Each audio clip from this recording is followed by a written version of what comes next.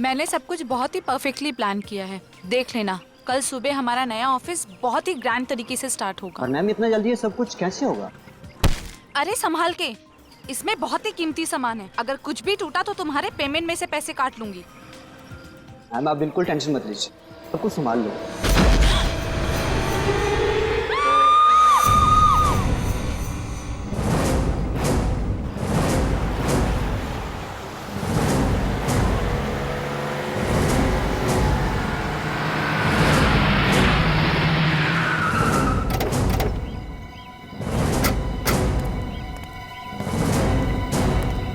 Excuse me, एक minute.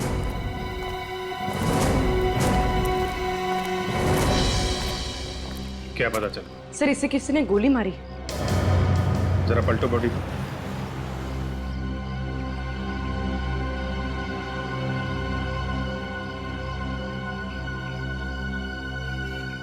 गोली are पार हो गई है। हाँ सर। किसी ने देखा गोली चलाने वाले को? नहीं सर। अच्छा, गोली की आवाज? नहीं सर, किसी ने आवाज भी नहीं सुनी। गोली चलाने वाले को नहीं देखा, गोली चलने की आवाज नहीं आई, मतलब मारने वाला पूरी तैयारी के साथ आया था, साइलेंसर लगा के मारा है। सर आदमी ऊपर से गिरा है यहाँ पे। वहां ऊपर से? हाँ सर। किसी ने देखा ऊपर से गिरते हुए? हाँ सर, इन लोगों ने। क्या देखा आप लोगों ने यहाँ पे? सर मैं यहाँ खड़े होकर अपने असिस्टेंट से बात कर रही थी और अचानक से ये लाश ऊपर से मुंह के बल यहाँ गिरी।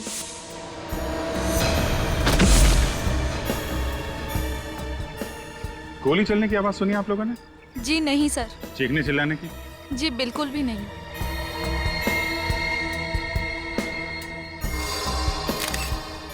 कौन है ये आदमी, आप लोग जानते हैं? नहीं सर। नहीं सर।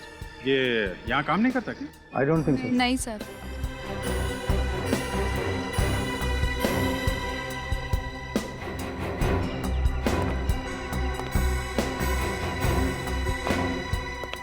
तुम सिक्योरिटी इंचार्ज हो नया के?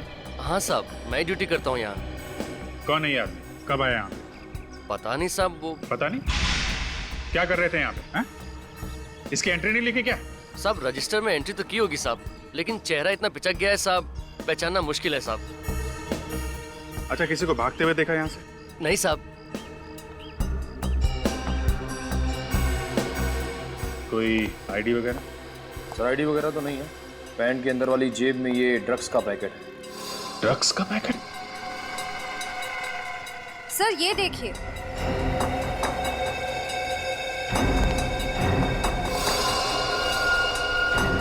ये तो रस्सी का निशान। लेकिन सर ये आदमी ऊपर रस्सी के साथ क्या कर रहा होगा?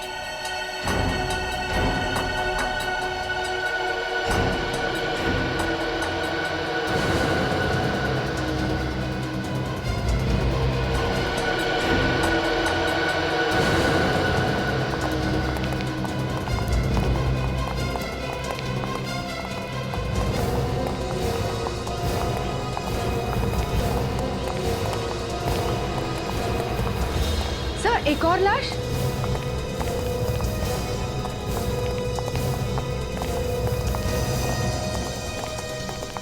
विजय जी? सर आप जानते हैं इन्हें? हाँ, ये एक रिटायर्ड पुलिस ऑफिसर है, पिछले साल ही रिटायर हुए थे। Retired police officer? सर यहाँ क्या करने आए होंगे? सीने पे गोली मारी है। सर इनको भी गोली आर पार हो गई, पहली लाश की तरह। माय गॉड, इनको भी गोली मारी,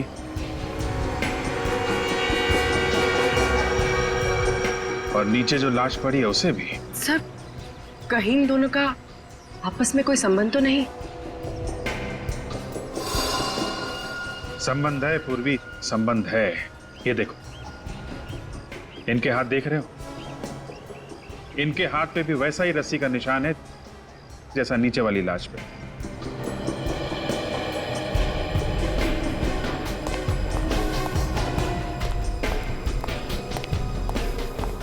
सर लाश फॉरेंसिक भिजवा दी। माय गॉड, क्या हुआ सर? ये सब क्या हो रहा है?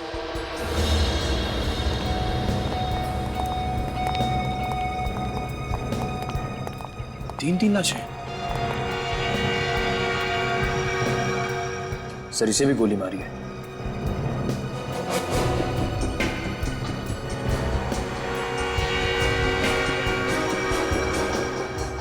सर एग्जिट वोन नहीं है, मतलब सर गोली अभी भी अंदर है। सर बाकी दो को गोली आर पार हो गई है,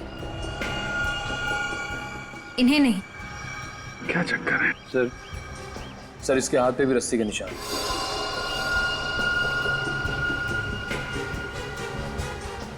एक बात नोट की तुम लोगों ने?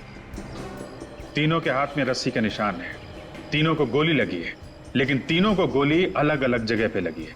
जो आदमी नीचे पड़ा है उसको गोली सीने के निचले भाग पे लगी है, विजय जी को सीने के बीच में, और इस आदमी को गले में। 3 गोलियां 3 अलग अलग जगह पे। सर हो सकता है खूनी 3 अलग अलग लोग हों। हो सकता है, मगर कितनी अजीब बात है, 3 खून हुए हैं यहाँ पे और किसी ने भी खूनी को देखा नहीं। इधर आओ। जी साहब। इन्हें पहचानते हो? साहब ये तो विक्रम जी हैं। विक्रम जी? कौन है ये? इनका ऑफिस नीचे ही है। नीचे ही ऑफिस? जी। निखिल, इसके साथ जाओ और ऑफिस में से किसी को लेके आओ यहाँ पे। सर आइए।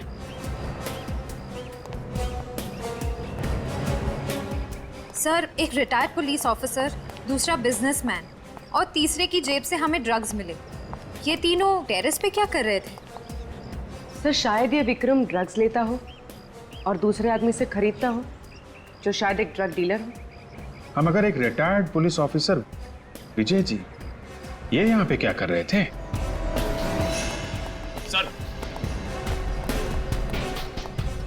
सर ये सुनील जी, विक्रम जी के मैनेजर।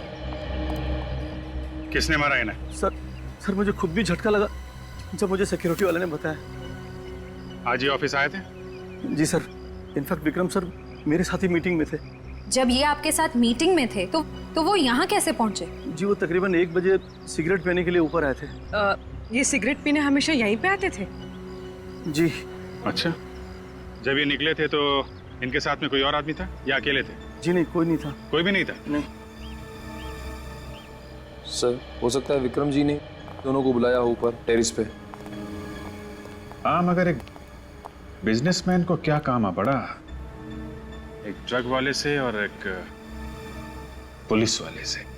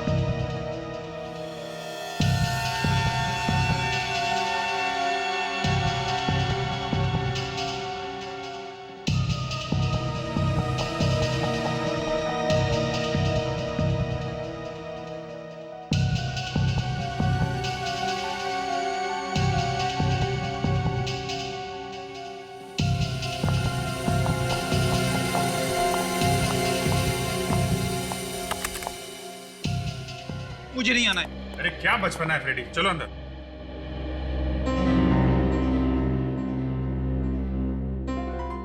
मैं नहीं आऊंगा, मुझे नहीं आना है। अरे नाराज होने से क्या फायदा है यार? बात कर लेते हैं डॉक्टर साहब से। क्या हुआ? आज फ्रेडी सर के मिजाज क्यों खराब है? अब क्या बताऊं तारिका जी, ये डॉक्टर साहब, इनकी वजह से हो रहा है सब। क्या डॉक्टर साहब, क्या कह दिया आपने? फ्रेडी को अंदर आने के लिए तैयार नहीं है। कमाल करते हो यार, मैंने क्या कह दिया भाई? ए फ्रेडी, यहाँ इधर इधर, कम कम।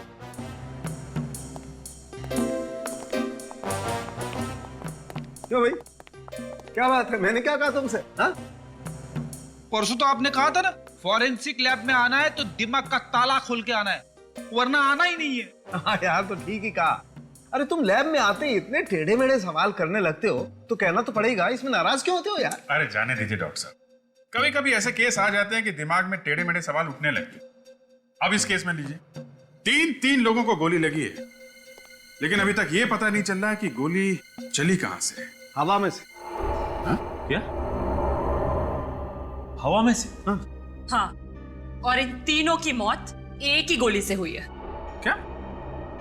एक ही गोली से? हाँ अभिजीत, तीनों को एक ही गन से और एक ही बुलेट से मारा गया है। हवा में से गोली चली, एक गोली से 3 लोग मर गए। तीन लोग मर गए। अरे ये कैसे हो सकता है सर?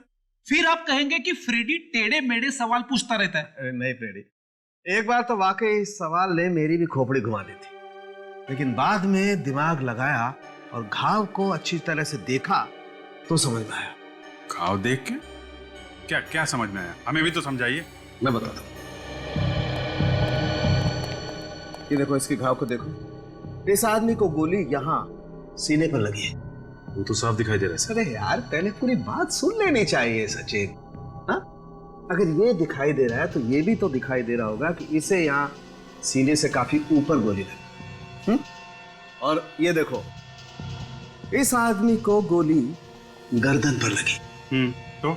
तो ये अभिजीत, ये तीनों लोग एक ही लाइन में खड़े हुए थे, आगे पीछे। और ये पहला वाला आदमी खूनी से करीब 1.5 से 2 फीट की दूरी पर था और खूनी ने गोली नीचे से चलाई। यूं। लो, फिर से बम फोड़ दिया। अरे डॉक्टर साहब, मेरा नहीं, फ्रेडी का तो ख्याल करो। साफ साफ बताओ, कहना क्या चाहते हो? मैं जो कहना चाहता हूं वो आप लोगों को दिखाता हूं। आइए फ्रेडी, आजा।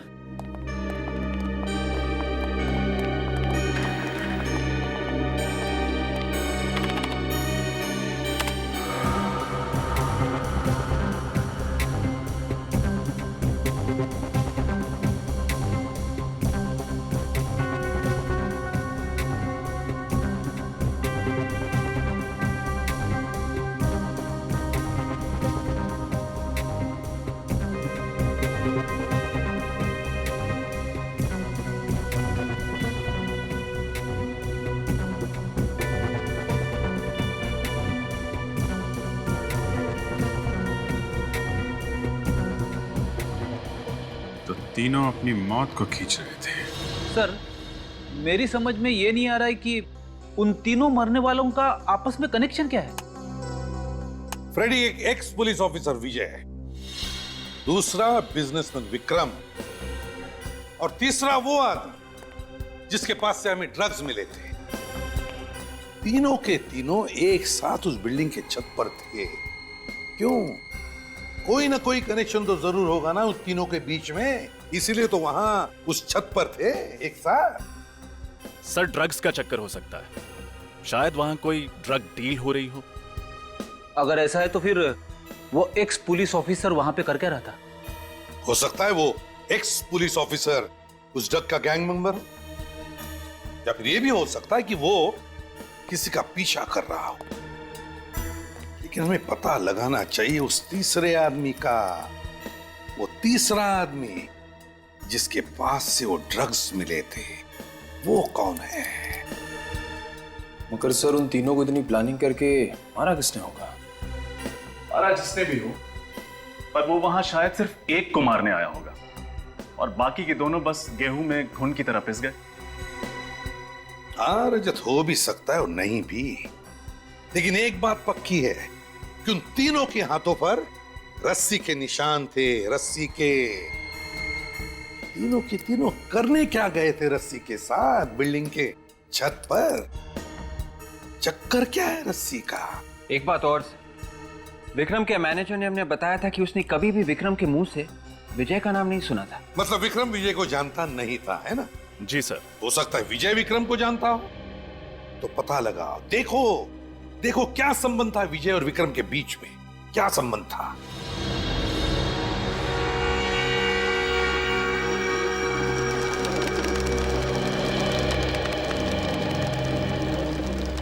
डॉक्टर सारुंखे ने बताया था कि पहले आदमी को खूनी ने 2-3 फीट की दूरी से गोली मारी है, और वो भी नीचे के एंगल से।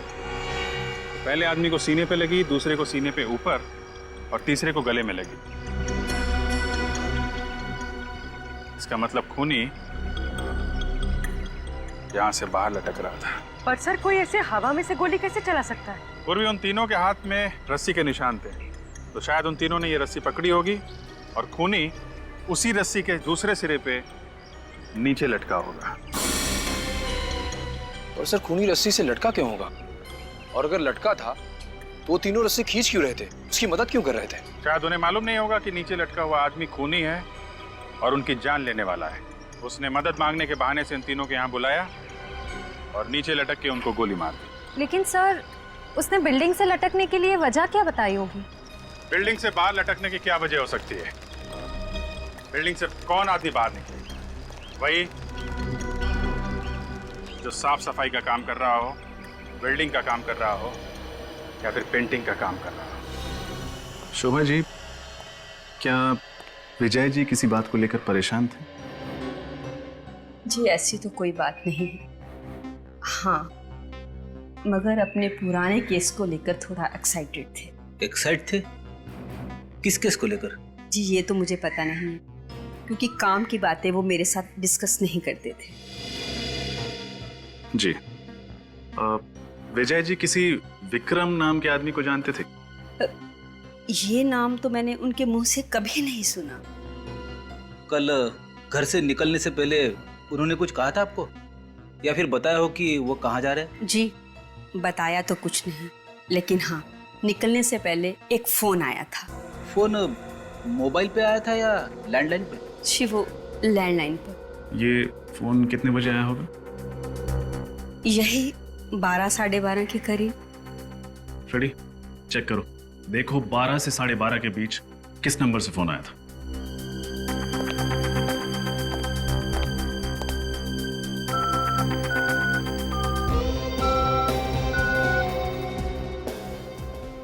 सर 12 और 12:30 के बीच सिर्फ एक ही फोन आया था।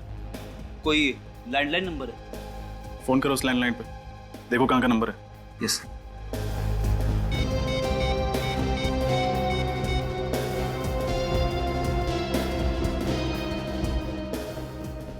हेलो, हाँ अब कहाँ का नंबर है ये? क्या? Okay thanks. क्या हुआ सर? जिस नंबर से विजय जी को फोन किया गया था वो विक्रम के ऑफिस का है। क्या? विक्रम के ऑफिस का? विक्रम के ऑफिस से किसने फोन किया होगा और क्यों? सुनो। सलाम साहब। सलाम। अच्छा इस बिल्डिंग में कल कुछ काम चला था, पेंटिंग का, वेल्डिंग का या साफ सफाई का? हाँ साहब, वेल्डिंग का काम चल रहा था। कहाँ पर? 7वें माले पर विक्रम जी का ऑफिस है ना, उसके विंडो के बाहर काम चल रहा था। अच्छा ये वेल्डर छत से लटक के काम कर रहा था? हाँ साहब, लटक के काम कर रहा था। नाम क्या है उसका? रहता कहाँ है? सर पता नहीं किसने फोन किया, हम तो किसी विजय नाम के आदमी को जानते भी नहीं है। शायद विक्रम ने फोन किया हो। मगर विक्रम सर क्यों फोन करेंगे जब वो किसी विजय नाम के आदमी को जानते ही नहीं थे? हेलो सर, मैं रोहित, विक्रम का छोटा भाई। मिस्टर रोहित, आपके भाई विक्रम ने कभी आपके सामने विजय नाम के किसी आदमी का जिक्र किया था? नहीं सर, बिल्कुल नहीं। आपका भाई ड्रग्स लेता था? ड्रग्स तो लेता था सर, लेकिन ये बात 1 साल पुरानी है। 1 साल पुरानी बात? मतलब? दरअसल 1 साल पहले एक हादसे की वजह से भाई ने ड्रग्स लेना छोड़ दिया था। हादसा? कैसा हादसा? एक प्लेन क्रैश हुआ था और उसमें भाई भी था। किस्मत अच्छी थी कि उसमें से 2 लोग बच निकले, एक भाई और एक औरत। एक्चुअली सर जिंदगी ने विक्रम सर को एक और मौका दिया, वो ये मौका हाथ से गंवाना नहीं चाहते थे, इसलिए उन्होंने शराब और ड्रग्स को हमेशा हमेशा के लिए छोड़ दिया था। अगर विक्रम सचमुच में बदल गया था, उसने ड्रग्स भी छोड़ दी थी, तो वो ड्रग्स वाले आदमी के साथ छत पे क्या कर रहा था?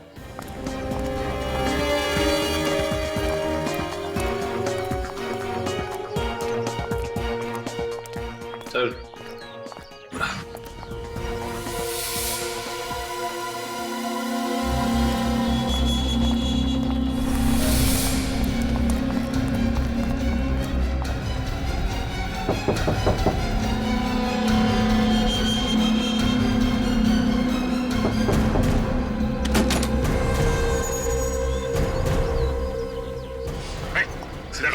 क्या कर रहे हैं?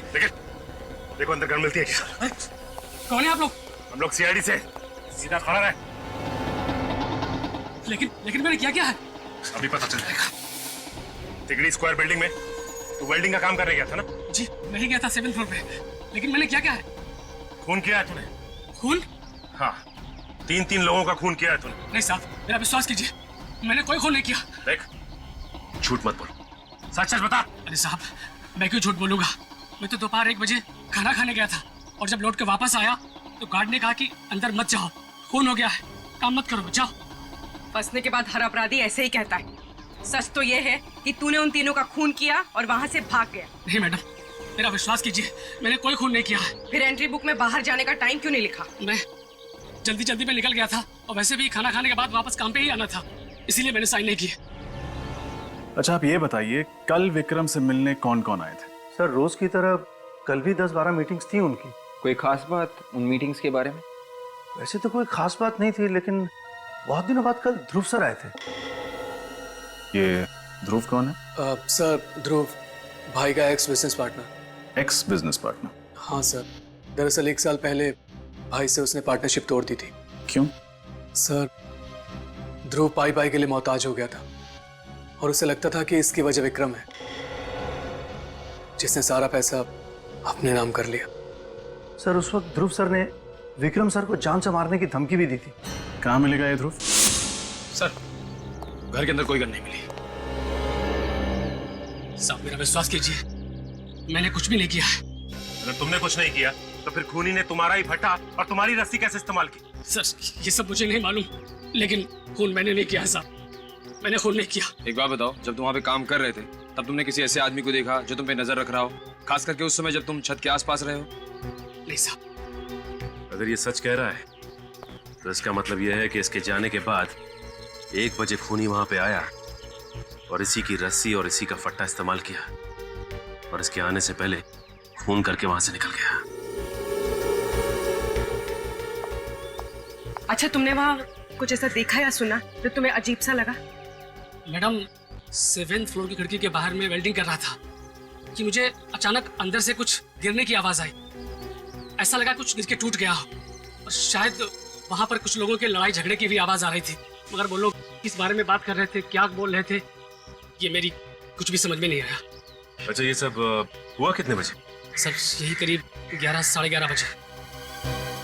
11 साढ़े 11 बजे? अच्छा ये बताओ कि कल 11 साढ़े 11 के बीच तुम विक्रम के ऑफिस में गए थे? हाँ गया था। क्यों? कुछ काम था। वही तो पूछ रहा हूँ, क्या काम था?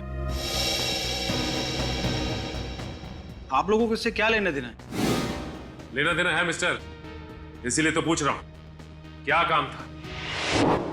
आप लोग तो दादागिरी कर रहे हैं मेरे साथ। ये दादागिरी नहीं मिस्टर ध्रुव, शराफत से पूछ रहे हैं, बता दीजिए।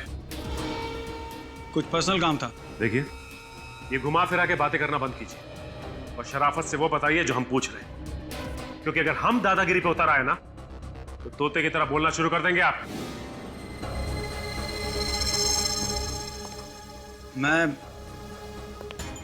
मैं विक्रम से कुछ काम की बातें करने गया था।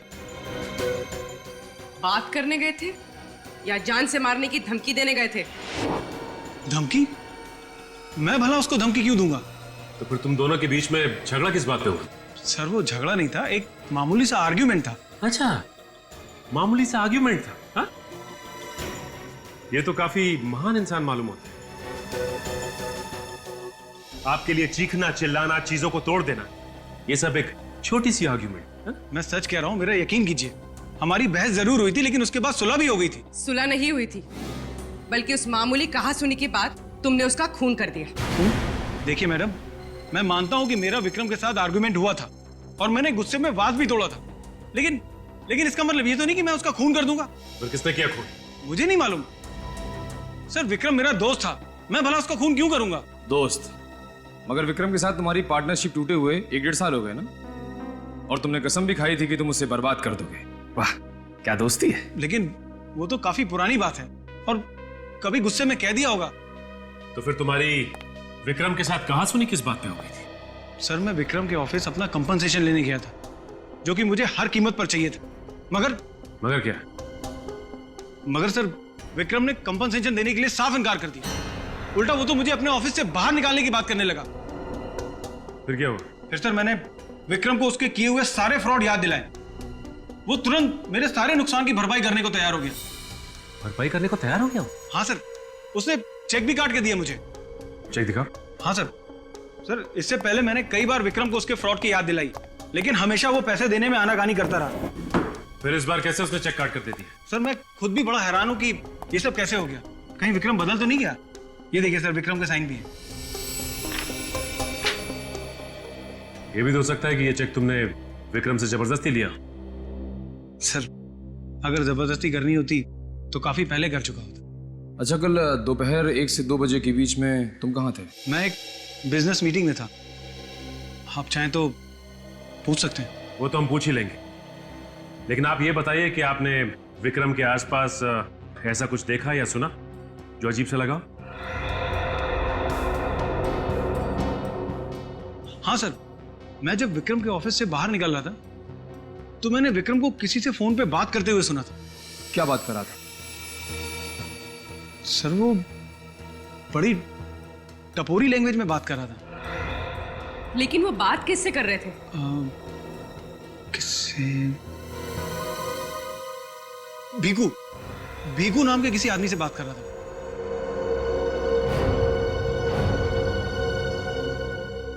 भीकू? सर, मैंने ध्रुव का बयान क्रॉस चेक किया, वो सच कह रहा है। 1 और 2 बजे के बीच में वो अपने ऑफिस में एक बिजनेस मीटिंग ही अटेंड कर रहा था। मतलब विक्रम का जब खून हुआ तब ध्रुव अपने ऑफिस में बिजनेस मीटिंग अटेंड कर रहा था। तो फिर विक्रम का खून किया किसने? जबकि ध्रुव के अलावा विक्रम का कोई दुश्मन था ही नहीं। सर, आर्यन, क्या पता चला भीकू के बारे में? सर, ये भीकू कुछ साल पहले तक अपने एरिया का मंझा हुआ गुंडा था, छोटे मोटे क्राइम्स करता था, लेकिन पिछले कुछ साल से वो ड्रग सप्लाई करने लगा था और सिर्फ अमीर लोगों को अपने ड्रग्स बेचता था। अच्छा, एक और ड्रग डीलर? सर, जब मैंने भीकू की सारी डिटेल्स निकाली तो मुझे एक झटका लगा। कैसा झटका? सर, भीकू के फिंगरप्रिंट्स उस तीसरी लाश से मैच करते हैं। वो लाश जिसके पॉकेट में हमें ड्रग्स मिले। भीकू के फिंगरप्रिंट्स उस तीसरी लाश के साथ मैच करते हैं, तो इसका मतलब है वो लाश भीकू की है। भीकू की? तो फिर ये भीकू कर क्या रहा था विजय और विक्रम के साथ उस बिल्डिंग के छत पर? ये नहीं हो सकता, मेरे पति की मौत नहीं हो सकती, वो नहीं मर सकते। ये देखिए, संभालिए अपने आप को, हिम्मत रखिए। ये लीजिए, पानी पीजिए।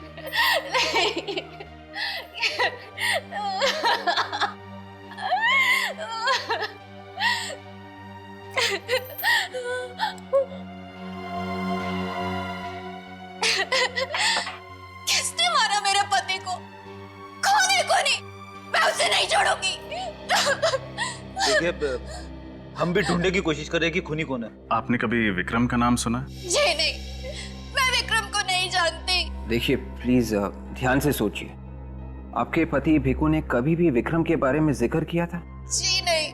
आप कम से कम ये तो जानती होंगी कि भीकू ड्रग्स का धंधा करता था। जी, ड्रग्स का धंधा करते थे। पिछले 7-8 महीने से वो एकदम सुधर गए थे। सुधर गए? अब ये अचानक कैसे सुधर गया भीकू? जी, वो ड्रग्स डीलर की जिंदगी से बहुत तंग आ गए थे। तंग आ गया था या कोई और बात थी? जी, वो तो मैं नहीं जानती कि कोई और बात थी या नहीं, मगर मुझसे कहा था कि अब हमें ये सब करने की कोई जरूरत नहीं है, इसलिए। क्यों? ऐसा क्या मिल गया था भीखू को जो वो गलत धंधे छोड़ने को तैयार था? उन्हें हर हफ्ते एक अच्छी खासी रकम मिल जाती थी जिसमें हम लोग आराम की जिंदगी जी लेते थे। अच्छी खासी रकम, वो भी हर हफ्ते? कहाँ से आते थे ये पैसे? जी वो मुझे नहीं मालूम, पर वो हर हफ्ते एक पैसों का पैकेट लेकर आते थे। पैसों का पैकेट? ये पैकेट होंगे आपके पास? जी। जरा दिखाएंगे कैसे हैं ये पैकेट? जी। भीखू जैसे आदमी को अचानक इतने सारे पैसे मिलना, कहीं ऐसा तो नहीं कि उसने ड्रग्स का धंधा छोड़ के कोई और गलत काम शुरू कर दिया हो सकता है विवेक। चोर चोरी से जाए, हेरा फेरी से नहीं।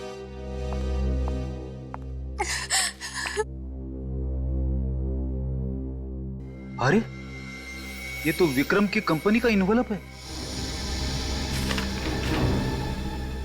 मतलब भीखू को पैसे विक्रम देता था, मगर क्यों? ये इन्वेलप कब लाया था वो? जी परसों लाए थे। परसों? एक काम करते हैं, इन नोटों की गड्डियों पर उंगलियों के निशान होंगे, उनसे पता चल जाएगा कि ये पैसे विक्रम ने दिए थे या किसी और ने।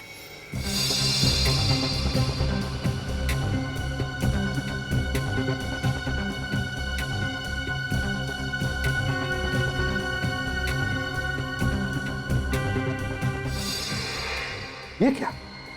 नोटों के बंडलों के ऊपर रघु की उंगलियों के निशान?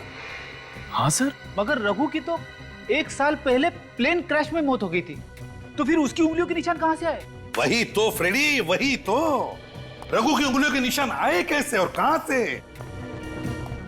इसका एक ही मतलब हो सकता है कि उस प्लेन क्रैश में रघु की मौत हुई नहीं, रघु बच गया Raghu.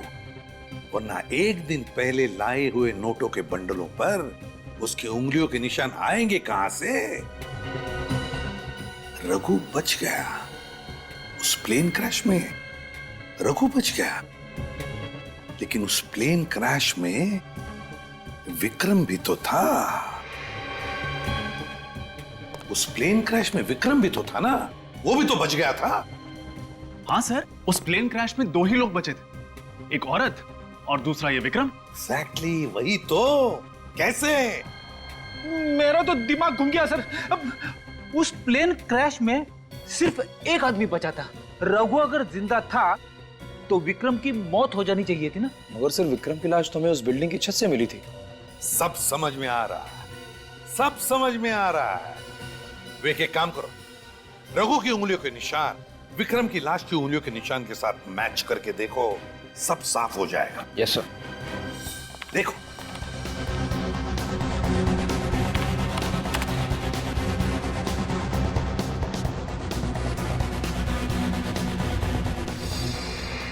Sir perfect match. Raghu की उंगलियों के निशान विक्रम की लाश की उंगलियों के निशान के साथ मैच करते हैं सर। एग्जैक्टली। जिसे हम विक्रम की लाश समझ रहे थे, वो विक्रम की लाश नहीं बल्कि रघु की लाश थी, रघु की लाश। मगर सर ऐसा कैसे हो सकता है? रघु ने अपना चेहरा ऐसे कैसे बदल दिया? विक्रम कैसे बन गया? ऐसा ही हुआ है विवेक, ऐसा ही हुआ है। बस उस हॉस्पिटल में जाकर पूछताछ करो जहां पर इस प्लेन क्रैश के पैसेंजर्स को एडमिट किया गया था। वहीं पर विक्रम और रघु के चेहरे का पर्दा हट जाएगा और वहीं पर दूध का दूध हो जाएगा और पानी का पानी। डॉक्टर साहब, पिछले साल जो प्लेन क्रैश हुआ था उसके घायल पैसेंजर्स और डेड बॉडीज की देखरेख आप ही कर रहे थे? जी हाँ सर, मैंने और मेरी टीम ने की। जो लोग घायल हुए थे और जिनकी मौत हुई थी उनके बारे में कुछ जानकारी चाहिए थी हमें। वो प्लेन बहुत बुरी तरीके से क्रैश हुआ था। हमने बहुत कोशिश की सर, लेकिन सिर्फ 2 लोगों को बचा पाए। और उनमें से एक का नाम था विक्रम।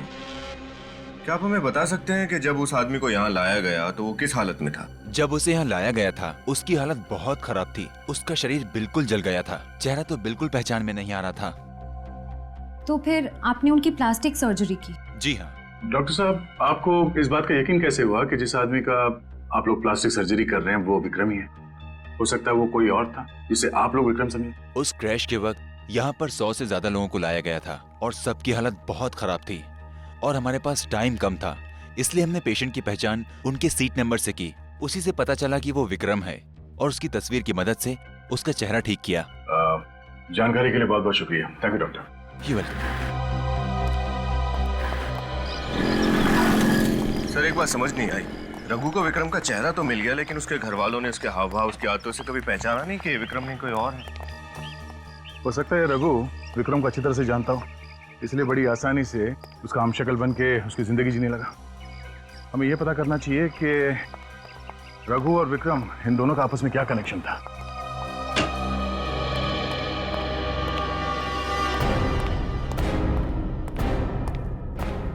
सर, हाँ, रघु और विक्रम एक दूसरे को जानते थे। क्या? यस सर, रघु एक गैंगस्टर था और विक्रम के बिजनेस के लिए छोटे मोटे गैर कानूनी काम करता था। और सर रघु की फ्लाइट की टिकट भी विक्रम की कंपनी ने बुक की थी। अच्छा, देखा किस्मत ने कैसे एक गैंगस्टर को बिजनेसमैन बना दिया। और मौके का फायदा उठाते हुए रघु चुपचाप विक्रम की जिंदगी जीने लगा। सर, रघु और भिक्खू भाई भाई थे, शायद इसलिए रघु ने भिक्खू को छत पे बुलाया होगा। मगर एक्स पुलिस ऑफिसर विजय को क्यों बुलाया होगा? सर, मैंने विजय के कुलीग से पता किया कि एक जमाने में रघु विजय का इन्फॉर्मर हुआ करता था। रघु विजय का इन्फॉर्मर हुआ करता था? बस, तो रघु ने विजय को बुला लिया होगा कुछ इन्फॉर्मेशन देने के लिए। सर और एक बात। वो क्या? अब तक हमें लग रहा था कि खूनी विक्रम को मारना चाहता था। सर ये भी तो हो सकता है कि खूनी को ऑलरेडी पता हो कि विक्रम नहीं रघु है और वो दरअसल रघु को मारना चाहता हो। मगर सर, ऐसा कौन हो सकता है जो ये सब कर रहा है? सर, रघु को परसों रात किसी ने अपने घर में जाते हुए देखा है। लेकिन सर रघु अपने घर क्यों जाएगा? वो अगर वहां जाता है तो उसका पर्दाफाश नहीं हो जाएगा? लोगों को ये नहीं पता चल जाएगा कि वो विक्रम नहीं रघु है? रजत, जरूर इस रघु के घर में कोई ऐसी चीज छुपी हुई है जिसे मिलते ही रघु का पर्दाफाश हो सकता है। लेकिन क्या हो सकती है वो चीज? ढूंढो उस चीज को, अच्छी तरह से तलाशी लो रघु के घर की, तलाशी लो।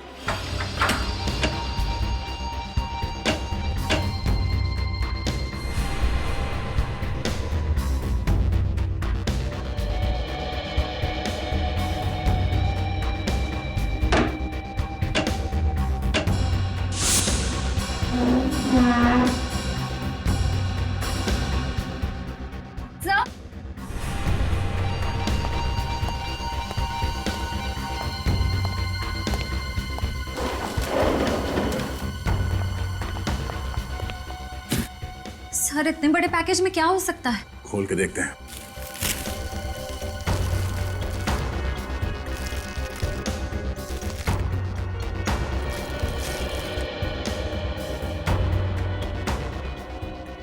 पेंटिंग्स?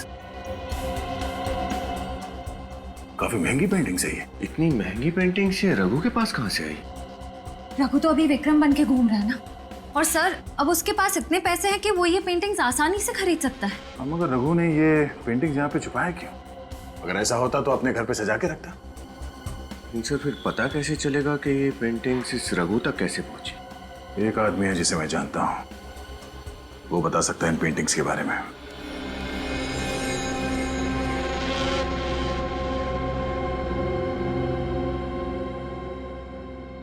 ये देखो, रॉको, एक बहुत ही महान इटालियन पेंटर जिसने ये पेंटिंग बनाई। अरे वाह सर, मुझे पता नहीं था आपकी पेंटिंग्स में इतनी दिलचस्पी है। हाँ, जब कभी टाइम मिल जाता है। वैसे ऐसा होता बहुत कम है, मेरे भी हॉबीज हैं। दया के पेंटिंग में इंटरेस्ट लेने का श्रेय थोड़ा बहुत मुझे भी जाता है। नमस्ते। नमस्ते। ये संजीव जी हैं, world art expert. Sanjeev ji, यही है वो पेंटिंग जिसके बारे में मैंने आपसे बात की। हाँ, ये तो बड़ी कीमती पेंटिंग्स है। इसको रशिया के पेंटर मैरोसामा ने बनाई थी। इनकी कीमत तो करोड़ों में है। इन पेंटिंग्स को लंदन के साउथ में ऑक्शन में बेचा गया था और मैं वहां था। आप बता सकते हैं कि ये पेंटिंग्स किसके नाम पे खरीदी गई थी? इनको खरीदने वाला और कोई नहीं, इंडिया के मशहूर आर्ट कलेक्टर यशवंत जी थे।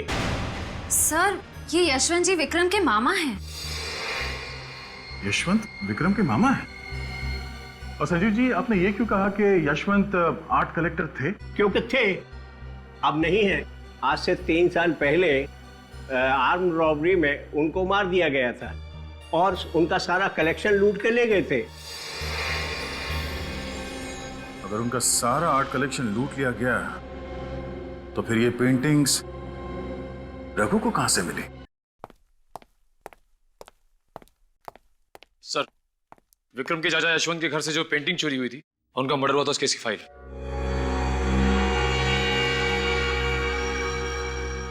अरे ये क्या हुआ सर? इस केस के इंचार्ज विजय जी थे? सर, विजय जी की बीवी शायद इसी केस के बारे में बात कर रही थी, जिसको लेकर विजय जी एक्साइटेड थे। इसमें लिखा है घर के अंदर कोई फोर्स्ड एंट्री नहीं थी। इसका मतलब ये काम किसी अंदर वाले आदमी का है, जिसे घर के बारे में पूरी जानकारी थी, इस पर यशवंत जी को पूरा भरोसा था, अच्छी तरीके से पहचानते थे उसे। मगर सर वो आदमी कौन था जिस पे विजय जी को शक था? मजेदार बात यह है कि उसका नाम विक्रम है। विक्रम पे शक था? हाँ, विक्रम पे शक था, मगर सबूत न मिलने की वजह से ये केस पेंडिंग पड़ा हुआ था। सर, एक बात समझ में नहीं आ रही कि ये रघु और विक्रम, इसने विजय जी को क्यों बुलवाया और वो ये पेंडिंग केस क्यों खुलवाना चाहता था, जबकि वो अच्छी तरह से जानता था कि अगर ये पेंडिंग केस खुल गया तो वो फंस जाएगा, क्योंकि दुनिया की नजरों में वो विक्रम है। इसका मतलब रघु को पता चल गया था कि असली खूनी कौन है, यशवंत जी का खून किसने किया और किसने वो पेंटिंग चुराई। वो चाहता था कि असली खूनी पकड़ा जाए, जिसकी वजह से विक्रम का नाम इस केस से साफ हो जाए, रघु बाकी की जिंदगी आराम से गुजार सके विक्रम बन के। सर, यशवंत जी का खून किसने किया और वो पेंटिंग किसने चुराई? कोई ऐसा आदमी जिसे मालूम था कि विक्रम विक्रम नहीं, रघु है। ओह डार्लिंग, अभी तक तुमने मुझे पहचाना ही नहीं। यू नो व्हाट, सांप का कांटा बच सकता है, बिच्छू का कांटा बच सकता है, लेकिन मेरा यू जस्ट डोंट वरी, तुम्हें घबराने की कोई जरूरत नहीं। और फिर तुम तो जान हो हमारी, सारे रास्ते साफ हो चुके और अब जल्द ही तुम हमारी दुल्हन बनोगी और इस सारी जायदाद। सर, आप यहाँ? हाँ, वो शादी का तोहफा देना था। तोहफा? कैसा तोहफा सर? खुद ही देख लो। सर, ये तो वही पेंटिंग है जो मेरे मामा यशवंत के घर से चोरी हुई थी। हाँ, रघु के घर से मिली, उसी ने चुराई थी। Thank you sir. सर, मेरे भाई के कातिल का पता चला? हाँ, पता चल भी गया है और नहीं भी। मतलब ये कि हम जानते हैं खूनी कौन है, पर हम चाहते हैं कि वो खुद ही सब कुछ उगल दे। कौन है सर? किसने मारा मेरे भाई को? शायद तुम। मैं भला अपने भाई का खून क्यों करूंगा सर? भाई को नहीं, रघु को तो मार ही सकते हो ना। अपने अंकल यशवंत को मार सकते हो।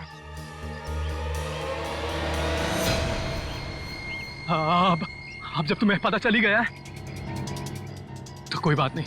पागलपन छोड़ो, गन नीचे करो। मैं खुद को गोली मार लूंगा।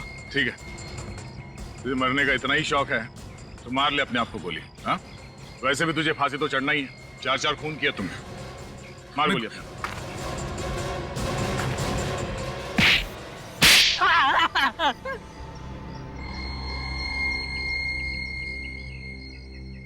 हाँ सर, मैंने ही मारा है अपने मामा यशवंत को और उन तीनों को भी। क्यों मारा अपने अंकल यशवंत को? मैं अपने मामा को नहीं मारना चाहता था सर, लेकिन उन्होंने मुझे वो पेंटिंग्स चुराते हुए देख लिया। और कहीं वो पुलिस को ना बता दे, इसलिए तुमने उन्हें अपने रास्ते से ही हटा दिया। और फंस गया विक्रम, तो फिर रघु और विक्रम, उसे क्यों मारा तुमने? सर, मुझे पता चल गया था कि प्लेन क्रैश में मेरे भाई की मौत हो गई है और उसकी जगह वो रघु बहरूपिया बन के आ गया। इसलिए मैंने उसको भी मार डाला सर। और उस रघु उर्फ विक्रम को ये पता चल गया था कि वो पेंटिंग्स तुमने चुराई थी। हाँ, और उस दिन उसने वही बताने के लिए इंस्पेक्टर विजय को छत पर भी बुलाया था। और इससे पहले कि इंस्पेक्टर विजय को सच्चाई का पता चल जाता, तुमने उन तीनों का खून कर दिया। हाँ सर। बहुत खूब, बहुत फुल प्रूफ प्लानिंग बनाई थी तुमने। तुम्हारे सारे पत्ते एक झटके में बिखर गए। तुमने वो कहावत तो सुनी होगी, जो बोओगे वही पाओगे। जिस रस्सी के सहारे तुमने उन तीनों का खून कर दिया, वही रस्सी तुम्हारे फांसी का फंदा बनेगी।